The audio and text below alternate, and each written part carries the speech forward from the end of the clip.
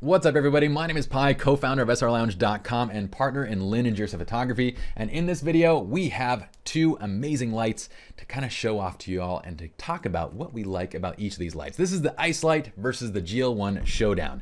Many of you all have asked us which light we prefer, and well, the answer is kind of tough to explain. We've done a review on both these lights and both have amazing qualities in and of themselves. Now, if we had to choose one and only one, well, there is a clear light that we'd probably choose over the other, but we actually have and use both lights constantly. Now, let's talk about kind of the overall features and why we like each light and why we don't like each light. The Icelight. What I love about it is its soft nature. Again, let me show you some of these images. We shot these close-up images of these details, and you have this beautiful, soft, wrapping look to all these detail shots. We did the shot with Kevin Lee and with the Butter End, who did the wonderful cake, and well, we have an amazing wrapping light going around this cake. Just by holding the Icelight slightly off and using the tungsten filter, we were able to white balance to tungsten, which sends our blue daylight into a deeper blue, which you can see in the photograph. Now, I love that quality about it. In fact, I would say that that's the biggest kind of factor for the Icelight, is that it's amazing for creating a beautiful soft light. In addition, because it's oriented kind of this vertical manner, when we shoot portraits, we can basically hold it just like this and it's going to light from head to toe.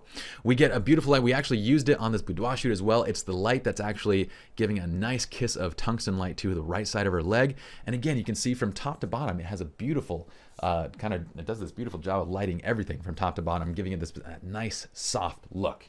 Okay, so it's a very soft light. It creates a beautiful soft light, and it's from head to toe or sideways, however you like it.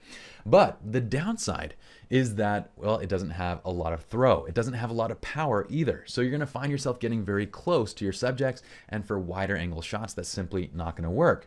In addition, because it is a very soft light source, well, if you do know your lighting, then you know that the further back you get, it diminishes in power dramatically.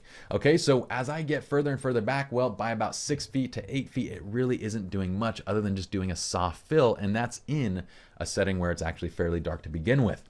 So it doesn't have a lot of power there, but that's really the main strength, is that it's super soft. The main downside is that there's not a lot of power or throw in the distance of that power.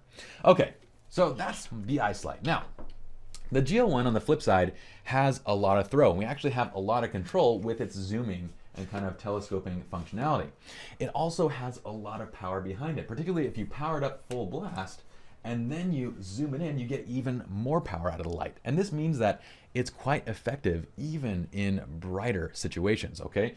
The only downside is that if you compare the size of this light to this one, well, you're gonna get a harder shadow edge on this, which means that for portraiture, it's not gonna be as flattering. But if we go to, say, do longer distance shots, like for example, this one shot where we shot kind of across this little, well, it's a tide pool, across this water that's coming in through the tide pool, my assistant is actually to the left of the camera. And I'm shooting very wide, so the assistant's probably 20 feet away from the couple, yet we're still able to pin light the couple. That's something we just can't do with the Icelight. But going over to something like this, we wouldn't get that soft of a light and that much kind of top to bottom evenness with the GL-1 as we would with the Icelight. Again, going to this shot, we wouldn't have the throw that would allow us to paint this entire room within one single shot as we would with the Icelight, or sorry, as we would with the GL-1. So with the Icelight, we end up having to do more work because we have to take the shot and composite and take ourselves out of the image every single time because we have to get much, much closer.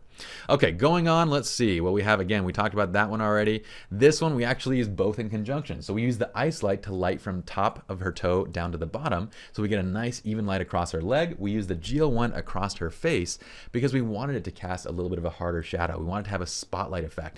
And then we actually used a little blue tiny LED, which I'm going to do another video on, which gave us that nice little blue tone over to her leg and also a little kiss of a highlight on her face.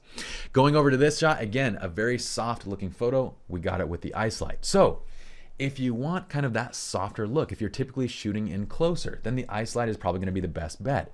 If you want to have more versatility in kind of your light, then the GL-1 is going to be the better bet. The only real downside, the caveat with the GL-1 is, okay, so it's not as soft of a light. It still is pretty nice because it is bigger than a flash head. The only caveat right now is that with the first version, the production quality isn't quite there yet. The great thing about it is that Lowell stands behind their products, and they've taken care of every single customer who's had issues. We've had the battery fall out. That's why I have it actually taped. We've had a screw fall out of the head. But again, Lowell has stood behind it, and that's why we're actually still able to recommend it. If they didn't, if they weren't fixing it, if we had If we had people that were complaining at SR Lounge that, oh, Lowell is not taking care of the GL1, well, we wouldn't issue a recommendation there. We'd say do not buy it until they actually address these issues. But they are addressing these issues in the next production version as well. So for all those that have it, well, they'll help and fix it for you. And for the next version, all those issues are gonna be fixed anyway. As far as battery life, they're pretty comparable. I think both of them are around an hour. As far as overall portability goes, I'd say the Icelight's probably a little bit easier to stow away. But if you were to ask me overall, now overall the price range on these is fairly similar. I believe the GL1 right now with a rebate is $600. The Icelight is around $500. So it's pretty close. Both are, I would say, a value for what they do, okay? So really there aren't a lot of portable lights that can create this kind of a soft light with this type of an edge as the Icelight. And there's not a lot of portable lights that have this kind of power and throw as the GL1. And if you do find lights that can do these things, they're either as expensive or more expensive. So they are values based on what they can do for your images. But here's the main thing. If I had to choose one, I would still choose the GL1 over the Icelight. And the reason is simple.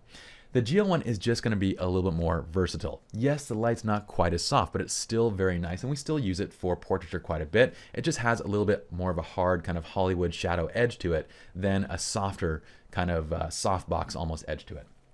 But as far as creating images, the throw, the distance, the power that we can get out of it is just going to be more versatile overall.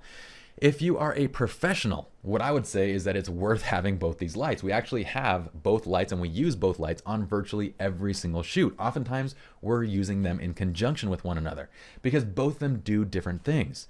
But if you had to choose just one, I'd probably stick with the GL1. That is unless you know that you're always shooting close up and that soft wrapping feature is going to be more important to you, then the Icelight would be kind of the better bet. So in conclusion, the Icelight, we gave 4 out of 5 stars. This current version of the GL1, we gave around a 3.8. Once they fix the quality issues, we'll probably give it somewhere around 4.4 to 4.5. If I had to choose just one, I would probably pick the GL1 for its versatility, but you know what? Both of these are absolutely amazing lights, and we're constantly using both of them in conjunction with one another.